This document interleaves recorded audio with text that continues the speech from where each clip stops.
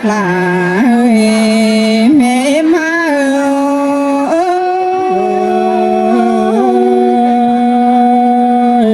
มานัวกันได้เสียงกว่ากันได้พี่น้องเอ้ยใส่นั่นเอ้ยฮาโอ้ยผู้ลันเป็นเนาะก่อนเจอที่ข้าแต่โซเฟสซุมโปดานางนาบ่มก่อนเนื้อเป็นเนื้อโนหันบาโซเฟสเอาเก่งหมูลุงนางนาเราโซเฟสเจ้าพี่น้องตั้งหันบาตั้งมางดินทำก้อนเนื้อเกี่ยวกินเอ้ยใส่เสืองเอา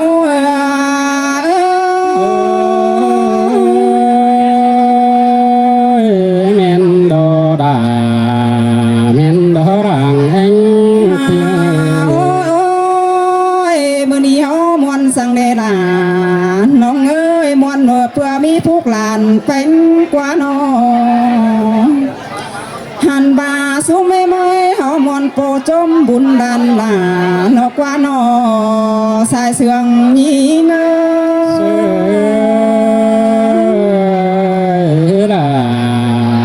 แต่ดอบุญปันวันเอ้ยโอ้ยสุมปอดาแม่เมื่อยมือนี้แต่แม่นบามือปอดเจ๋งรอมือนี้เต็งมางสองเฮือนหลบว่าน้อหันบาพุงตาไหนอีอาซาลัวลายป่าหันบาผู้ทุกกรรมเพื่องฟ้าเมืองรักตั้งไก่นันนาจังได้มาจงฟุกลานเป็งมือนี้เรากว่าหลานยิ่งเอ้ยพุ่นปัน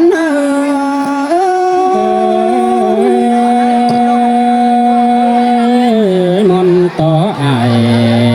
ต่อน้องเสือบามัวเจียงเลยที่นี่แงงเนื้อใส่จอยสุมเมื่อยล้างแดดแต่ลันหนา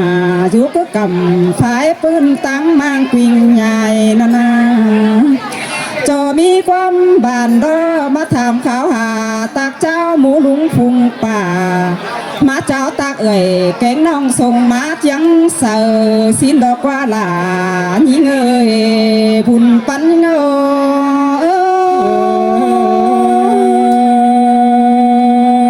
แม่นดอดา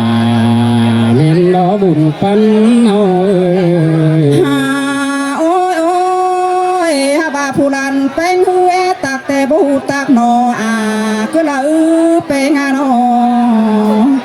ฮาบาเอจ่าแต่โอฮาบาบูตักนอหมูลุงพุงป่าอันบาครับเสียงตำฮือจีบแมนเจอก็ได้เนื้อต้องเองนี่นะครับเสียงสูงฮือจีผสมเจอป่าอันบาดานแป้งนี่ฮือร้อนเอาใบบ่ากว้างก่อนยืนจูจำมึงนั่นเนอไอ้ลาเนอหลานแป้ง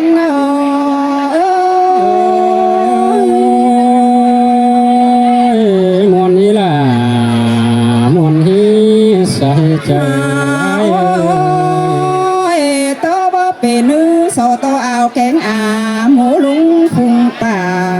หญ้าหัวหน้าเอ็งน้องตั้งบางกิ่งใหญ่สังเนอบุญปันยังไงโตเฮรามวนฮีบุญปันเปียโอ้ยมือนี้แต่งินมวนหนางินมวนเกินได้หาแป้งเอ้ยน้องงินมวนนั่งจวงหาวเบอเวงดอกว่าอันมือนี้แต่สมแสงดาลาน้อยสมกูยังส่องแต่หาแป้ง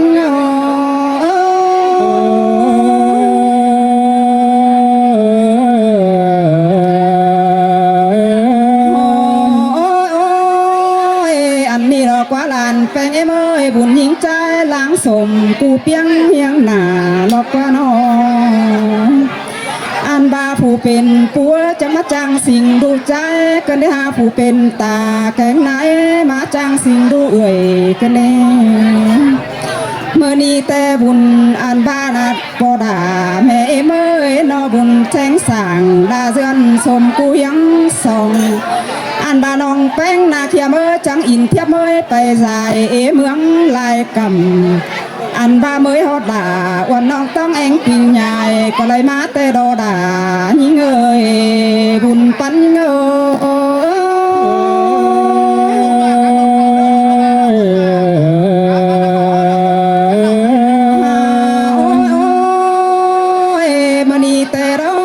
ซุ่มเอ็มป่าจันเกิงถ่วงบ่อไก่ก็มาดอกกว่าน้องอันบาซุ่มเลยจันเกิงถ่วงบ่อเขาก็มาดอกกว่าเพอก็จำไทยเสือตีนซอไทยหนังมาดอกกว่าน้องอันบาซุ่มเอ็มนายจันเกิงถ่วงบ่อไก่มาโจมดันหน้าเพอก็หมานปักเก่าตามจ้องปักปีนแบกกำมาดอกกว่าซุ่มโปดาแม่เมื่อ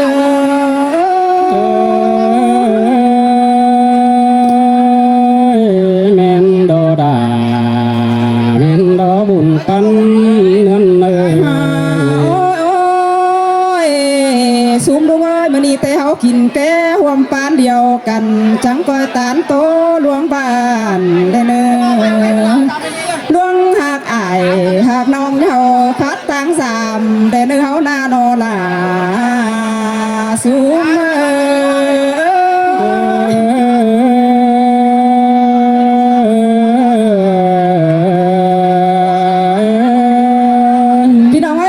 ชวนปีสังนอฮาวไว้บ่าขี่คอดถอยรอไอเอ็มมาพ่อแม่ถงกามหัวข่อยเนอะข่อย2 เมตรความเนอะพ่อแม่เนอะแล้วพี่น้องชิ้นนี้เนาะพี่น้องไอ้กองแห้งขึ้นมาเชิญเขาเด้อบ่ครับเนี่ยจะมากับต่อล่อมาเลยนะจะสองครับ2-3ขอดดูหลานนะครับพี่น้องพ่อแม่จะผูกจะโกนป้อมกันว่าแม่นบ่เป็นคอยจะเหี้ยวข่อยเนอะอันนี้นาปอดาในริม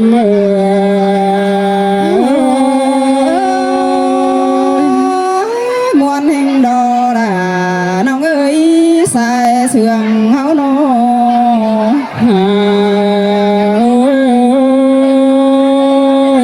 ก่อนเจอจิตโต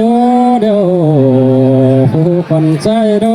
จิตสอบแฟบอายผู้นั่งเรือก่อนไม่เป็นเน้นเลยแค่ว่าผู้คนใจโดจิตสอบแฟบเอาเก่งด้วยผู้นั่งสั่งก่อนไม่สอบแฟบอายเก่งน้องละโฮมหมูปั้นกินก้อนเลือกลาเนื้อใส่เนื้อ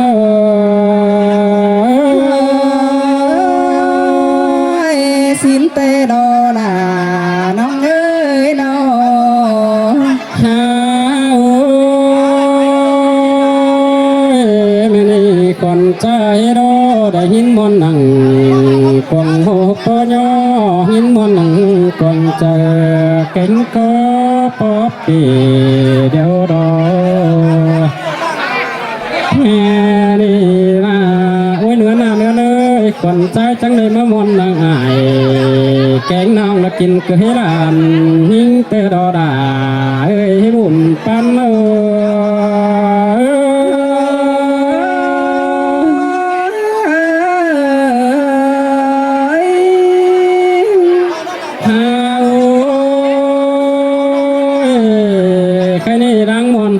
คนคอย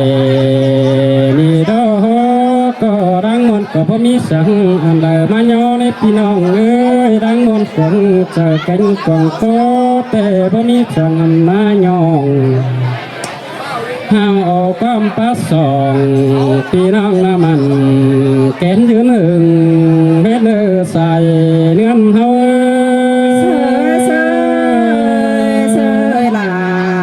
เสื่องเกินเด้ไอ้น้อ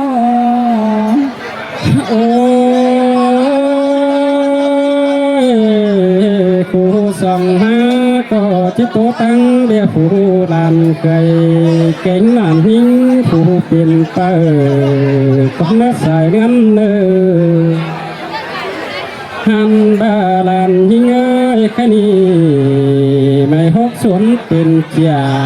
เดี๋ยวดอกหิ้งเอ้ย เลยสวนเป็นติ้งคนยิงสวนเป็นเตอโอ้ดาคาเป็นเตอเนี่ยได้เที่ยงได้เรื่องลาลานเป็นเงอ เสือกขึ้นได้หาเนื้อเลย โอ้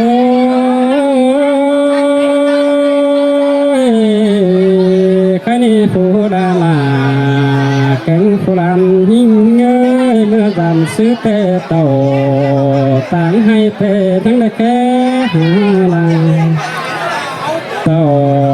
ต่างหน้าเตะทั้งได้แค่หาจูใครนี่ดามทิ้งโตคือโตตามช่องเตะเป็นเลยปลาหลอไตไก่เดียวโดจังบาผู้ดันไปเงยดุยไหลเดี๋ยวจังคอยฟังความไหลน้ำเนี่ยเนื้อลานไหลให้ลานยิงโอ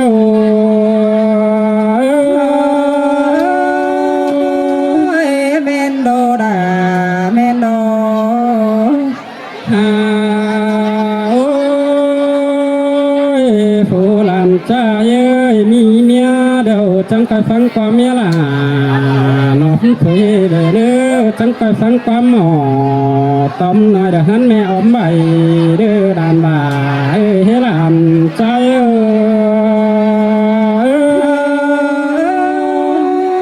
้ยเมนโดดาเมนโด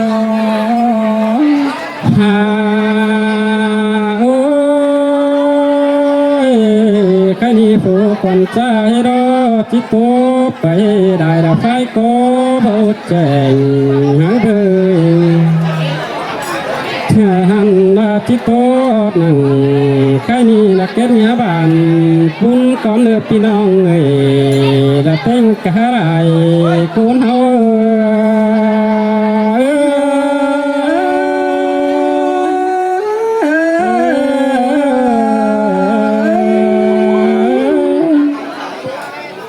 พี่น้องให้สงสารขอเธอการใจเฮียสมข่อยเด้อพี่น้องเด้อครับผู้ครับขึ้นมาเซินเขาหัวจากตกชีวิตใกล้นะให้พ่อแม่ทั้งเก่าทั้งซีของเราทงกามเหรอคุณข่อยเนาะพี่น้องเด้อ